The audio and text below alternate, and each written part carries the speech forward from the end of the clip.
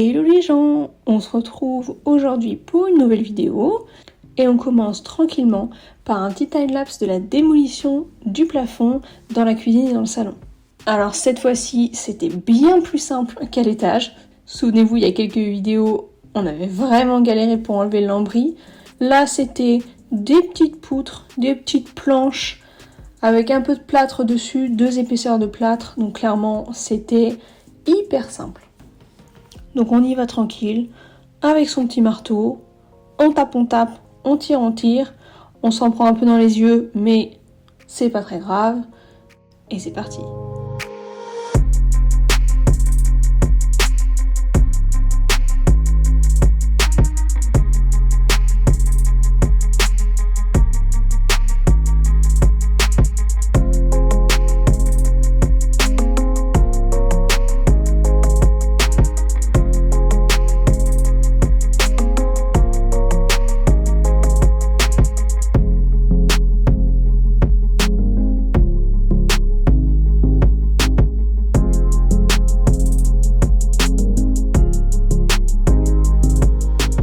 Bon, par contre, dans ce faux plafond en plâtre, il y avait une quantité de crottes de souris monumentale. De crottes de souris. Du Loir, de la fouine, j'en sais rien, je suis pas experte en crottes. Mais en tout cas, de la crotte de petites bêtes. Et puis il y avait aussi plein de papier journal déchiqueté. Donc voilà, ça permet de confirmer qu'effectivement, à un moment donné, il y a eu de la vie là-dedans. Mais on n'a trouvé aucun spécimen. On n'a trouvé aucun spécimen de rongeur, parce qu'on a trouvé quand même une petite bête, une petite chenille, une petite larve, je sais pas ce que c'est. C'était un peu dégueu. On n'en a trouvé qu'une, mais c'était quand même dégueu. Si vous savez ce que c'est, bon, dites-nous dans les commentaires.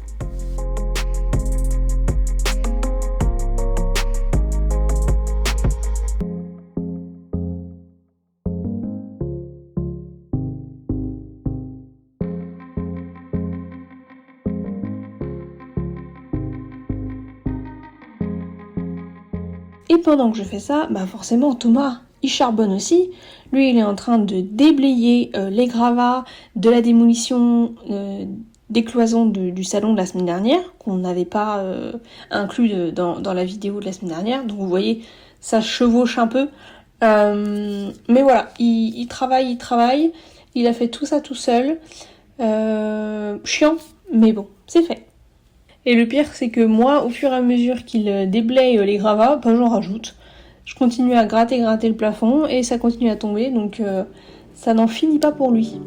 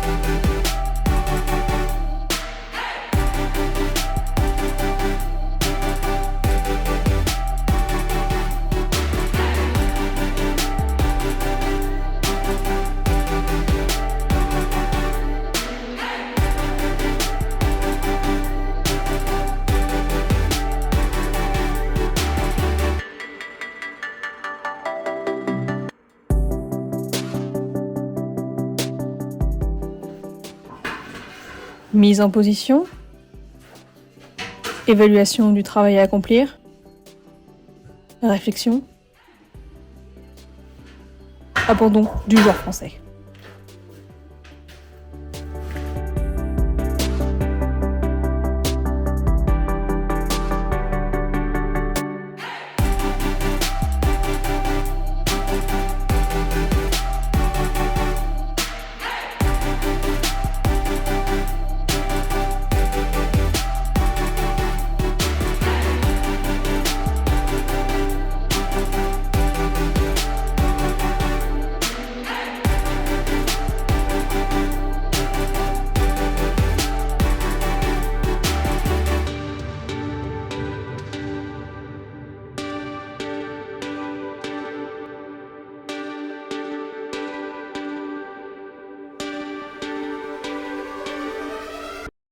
Bruh.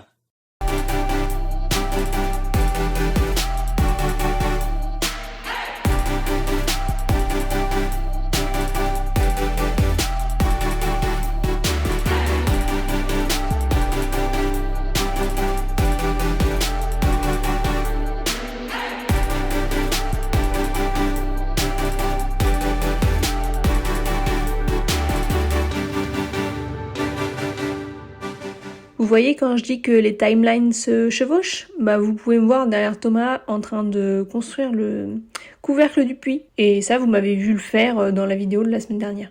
Logique.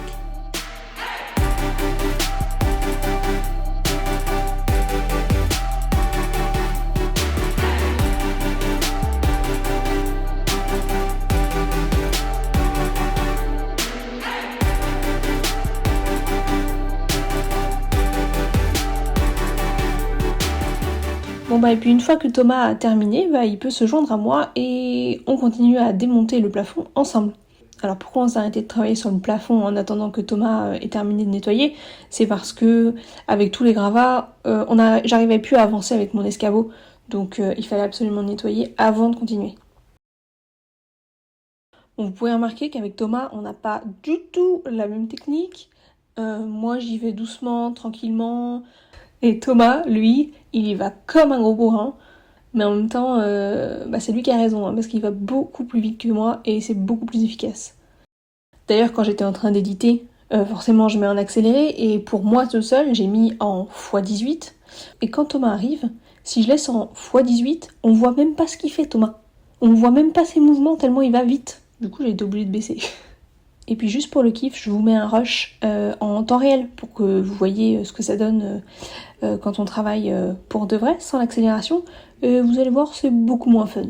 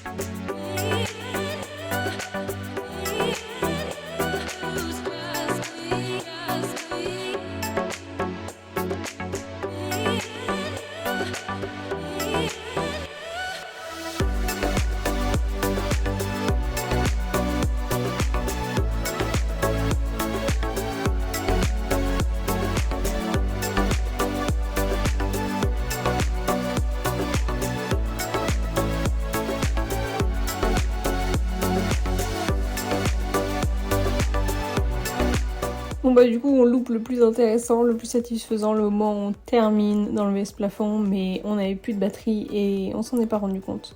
Et là, Thomas il passe sur autre chose, on enlève les cadrans de porte, enfin les encadrements de porte qui étaient pris dans le plafond. Oui, je sais, il y a un fort raccord.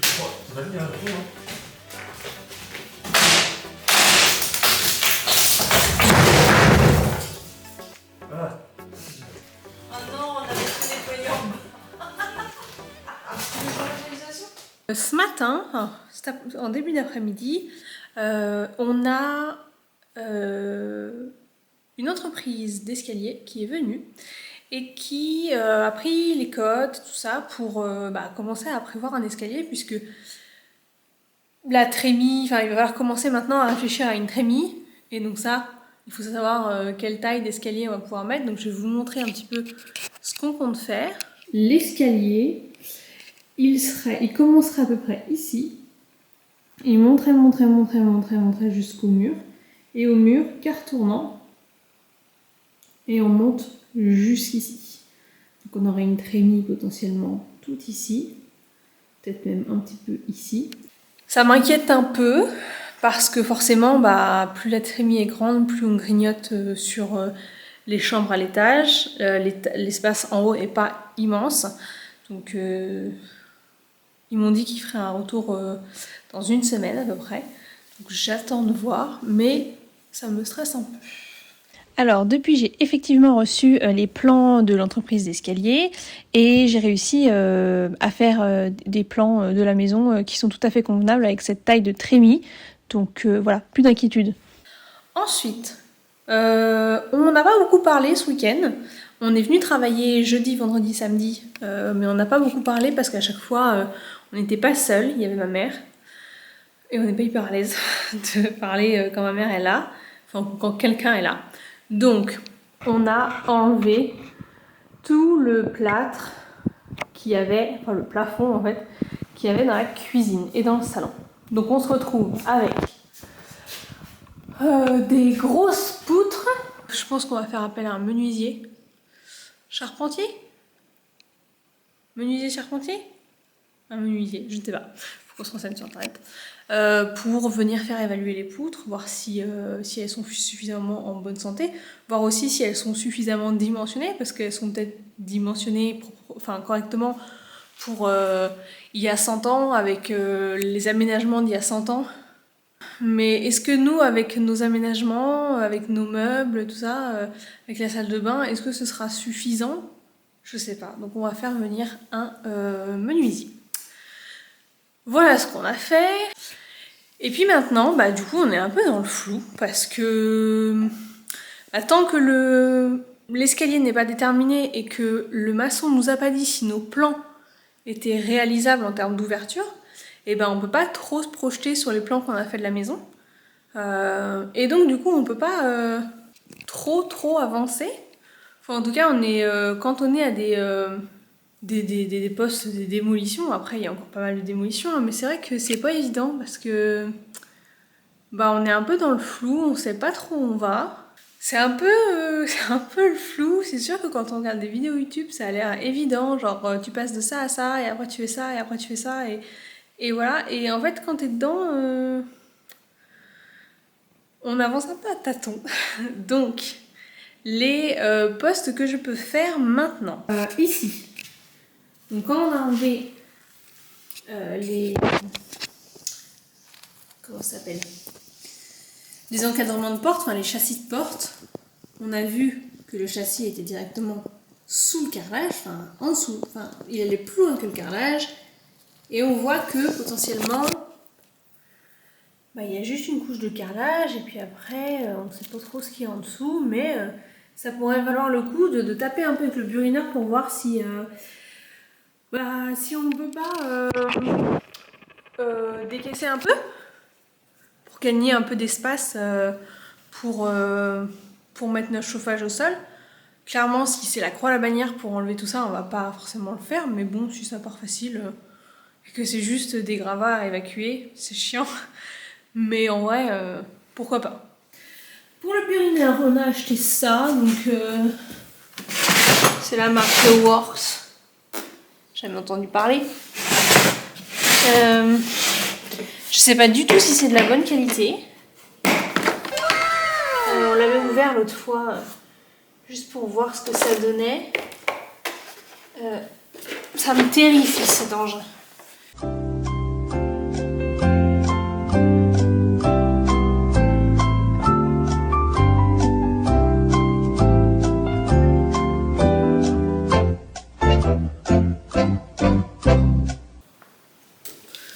a l'air d'avoir une sécurité, mais elle comprend pas comment ça marche, madame. Alors...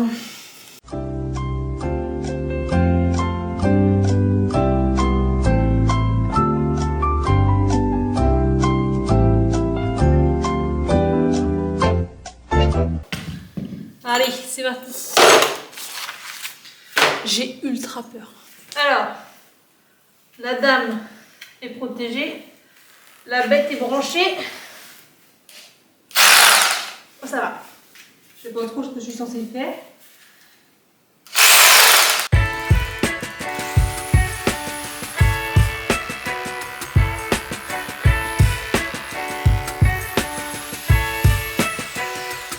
Je sais même pas comment m'y prendre.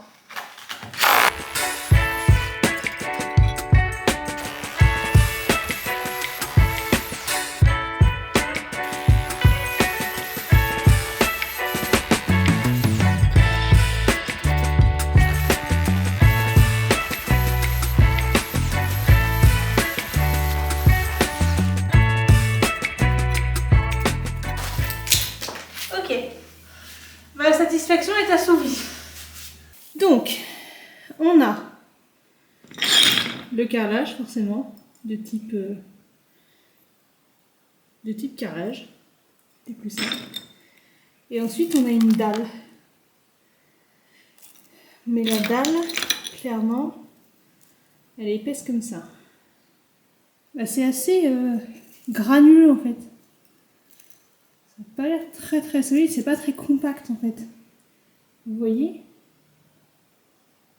C'est pas hyper compact. Hein. Je suis pas sûre que ce soit suffisant pour une dalle. Parce que du coup, directement en dessous, c'est la terre en fait. C'est du sable. Oh, le sable qui n'a pas vu le jour depuis 100 ans. Enfin, c'est du sable quoi. J'ai quasiment tous mes doigts dedans. Ça me paraît léger moi comme dalle béton, enfin comme dalle. Puis le sable, c'est un sable de type sableux. Pas grand chose à dire là-dessus. Il est pas sec, mais il est pas mouillé. Il est un peu humide. Je sais pas quoi en penser. Je vais attendre monsieur hein, pour savoir ce qu'on en fait. Puis potentiellement quand on fera appel au maçon, peut-être on pourra lui demander. Je vais me renseigner sur internet aussi. Internet est une source inépuisable. Quand on a, découvert ce sol, on a vu qu'en plus des poutres, il y a plein de petites poutrelles donc, qui n'ont pas de rôle structurel. Leur but, je pense, principalement, c'était pour tenir les petites lattes de bois qui venaient comme ça perpendiculairement, et ces lattes de bois tenaient le plâtre. Et donc je pense qu'ils ont dû rajouter cette armature pour soutenir le plafond. Nous, on va clairement pas refaire ce genre d'installation. Nous, on va mettre un faux plafond, un plafond suspendu en placo. Et on va devoir réisoler. Et clairement, ces poutres-là, elles vont nous emmerder plus qu'autre chose. Donc, je pense qu'on va pouvoir enlever tout ce bazar. Alors, prochaine étape. On a acheté ceci. Hop, ça. Une scie sabre. Donc, on va en faire un bon usage. Et je vais l'utiliser pour couper les poutrelles, les petites poutres là-haut. Ce sera plus facile à retirer. C'est parti. Pareil, installation. Bon, la boîte qui arrive défoncée, hein. Sinon, c'est pas la poste. Hein. Ah, j'ai pas chargé la batterie. Non. Fais chier. Ça y est, je l'ai branché. Ça fait un bruit de fou par contre. Enfin, un bruit de fou, tout est relatif, mais je savais pas que ça faisait du bruit. Ça souffle en fait. Chelou. Donc, je vais utiliser ma scie sauteuse. Hein. Puis, on va essayer de pas se tuer.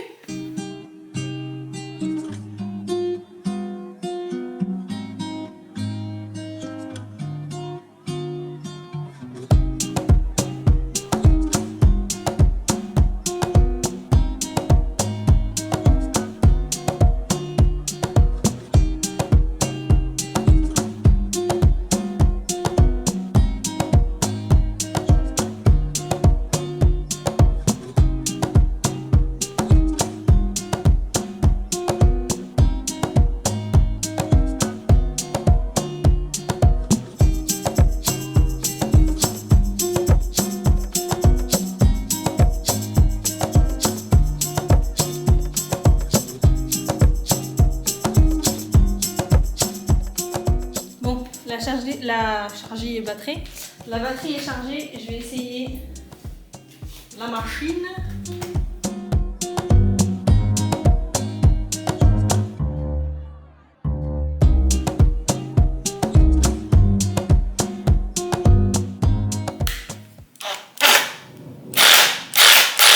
C'est bon, ça marche.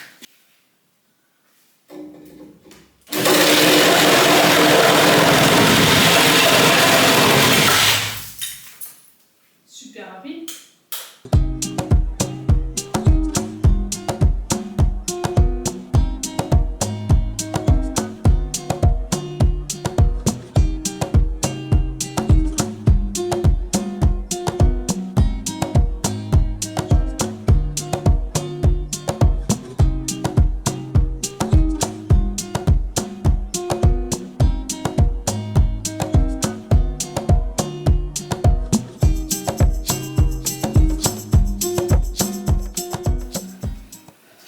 Alors voilà ce que ça donne. J'ai pas filmé la fin. Enfin si, j'ai filmé la fin mais j'avais plus de batterie et je m'en suis pas rendu compte. Et puis après Thomas il est venu m'aider pour enlever toutes les petites poutres qui étaient contre les poutres. Parce que celles-ci elles étaient super chiantes à enlever, on pouvait pas utiliser la scie sauteuse au risque de manger les poutres directement. Donc voilà. C'est plutôt propre, on peut voir que tout au fond là-bas c'est vachement plus noir que ici par exemple, ce qui renforce notre idée que ça c'était une cheminée à la base. Que du coup il y a la suie qui s'est déposée progressivement sur le toit, enfin sur le plafond. Bon bah voilà, donc, merci d'avoir suivi cette vidéo jusqu'au bout. N'hésitez pas à mettre un pouce en l'air si ça vous a plu, à vous abonner pour voir la suite. Et moi je vous dis à la semaine prochaine. Bye!